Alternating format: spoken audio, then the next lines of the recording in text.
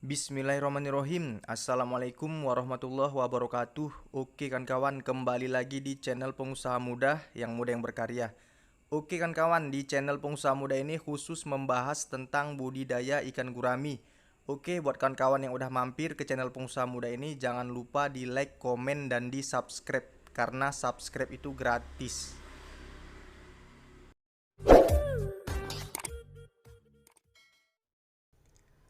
Bismillahirrahmanirrahim. Assalamualaikum warahmatullahi wabarakatuh. Oke kan kawan, kembali lagi di channel Pengusaha Muda yang berkarya. Oke kan kawan, di kesempatan kali ini karena banyaknya pertanyaan tentang gimana kelebihan di kolam terpal dan di kolam beton. Oke, langsung aja, ini dia penjelasannya teman-teman ya. Ini saya tunjukkan juga di kolam terpal dan di kolam betonnya.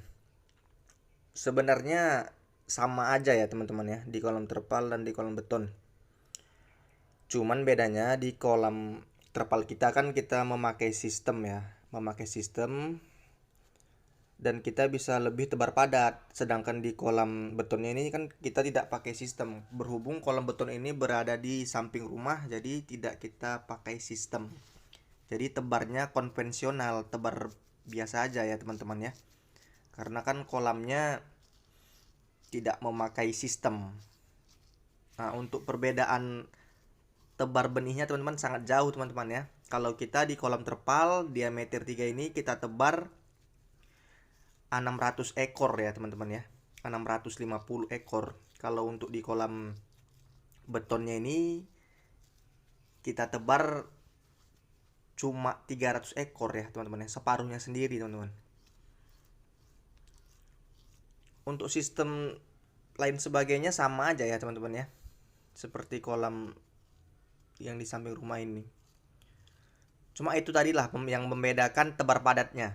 Nah, karena berhubung kolam terpal kita kan memang kita mengejar target ya, mengejar target untuk banyaknya yang kita tebar ya, untuk pembesaran. Jadi istilahnya lebih serius lah, bukan yang seperti itu lagi kira.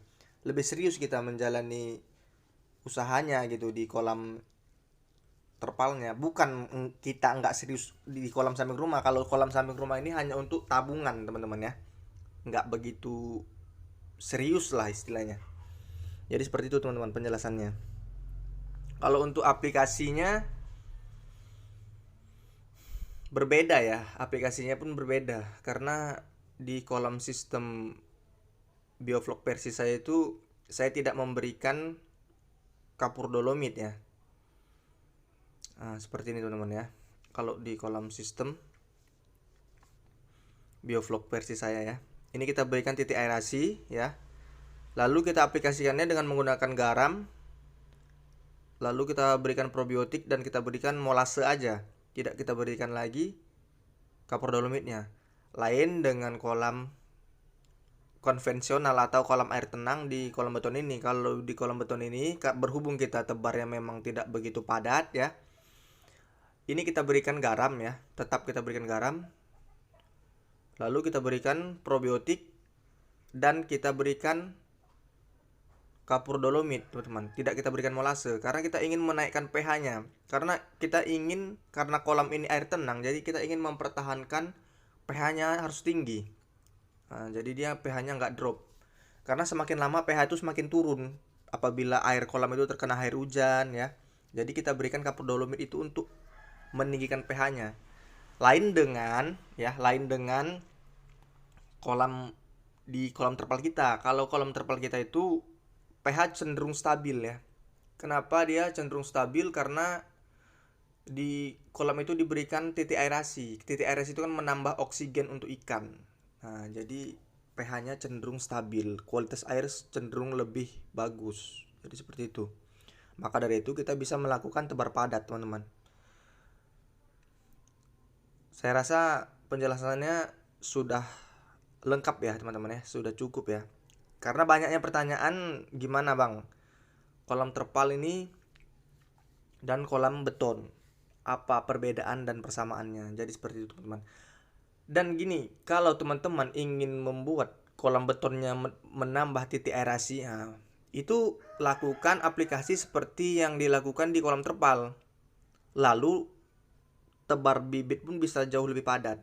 Jadi seperti itu. Jadi tinggal tambahkan titik aerasi, aplikasinya dilakukan seperti di kolam terpal.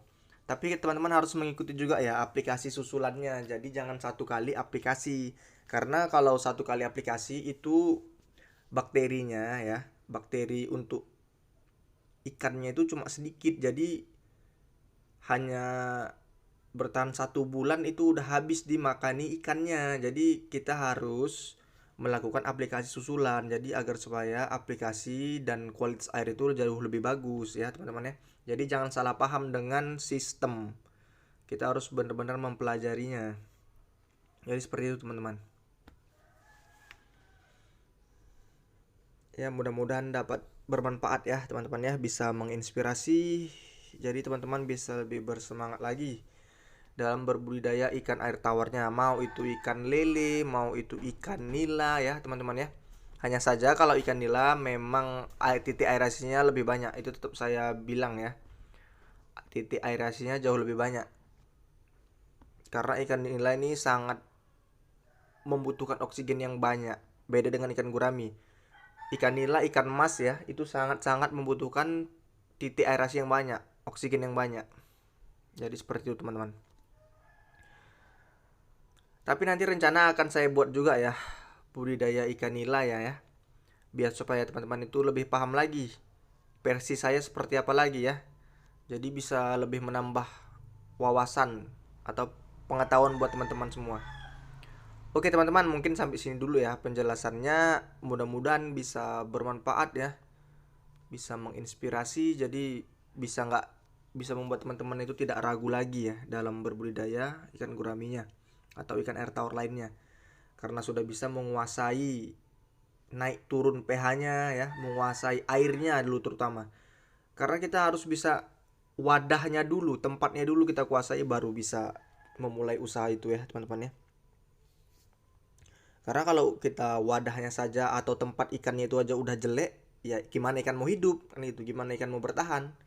Oke, salam sukses dari saya, pengusaha muda yang berkarya. Assalamualaikum warahmatullahi wabarakatuh.